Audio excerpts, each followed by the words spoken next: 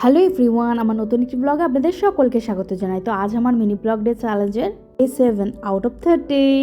আজকে সকালবেলা ঘুম থেকে উঠেই প্রথমে লস্যি খেয়ে নিলাম, কারণ এতটাই গরম লাগছিল। ঝটপট করে রান্নাটাও ছেড়ে নিলাম, কারণ যত তাড়াতাড়ি রান্না তত তাড়াতাড়ি মুক্তি। যে ডালটা বানিয়েছি এটা অসাধারণ টেস্ট হয়।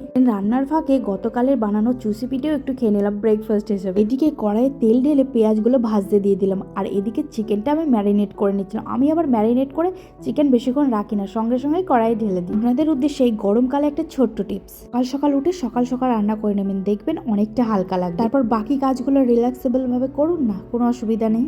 দুপুরের টাইম হয়ে গেল আর আমরা লাঞ্চটাও জমিয়ে করে নিলাম। দেন বিকালবেলা হাট থেকে নিয়ে আসা একটু পপকর্ন ভেজেছিলাম, চায়ের সাথে খাবো বলে। দেন চাটাও খেলাম, আর দেখলাম বাইরের ওয়েদারটা এত সুন্দর, এত ভালো হাওয়া দিচ্ছে, গরমের একটু স্বস্তি নিঃশ্বাস বলতে পারেন। আর এইদিকে সন্ধ্যাবেলা অফিস থেকে এসে বড়মশাই আমাকে আর আমার ছোট ভাইকে নিয়ে গেলেন রাজপুত ধাবাতে, কারণ ছোট ভাইয়ের মুডটা একটু অফ ছিল, তাকে রিল্যাক্স ফিল করানোর জন্য। বাড়ি থেকে চা খেয়ে গেলেও ওখানে স্পেশালভাবে আমাকে চাটা বানিয়ে দেয়, তাই চায়ের সঙ্গে টা হিসেবে চিকেন টিক্কা অর্ডার করেছিলাম, যেটা খেতে দুর্দান্ত হয়েছিল। থ্যাঙ্কস টু গোপাল দা চায়ের সাথে এই চাটা সাজেস্ট করার জন্য। হ্যাঁ, আমার এই মিনি ব্লগ সিরিজটা কেমন লাগছে অবশ্যই কমেন্টে জানাবেন।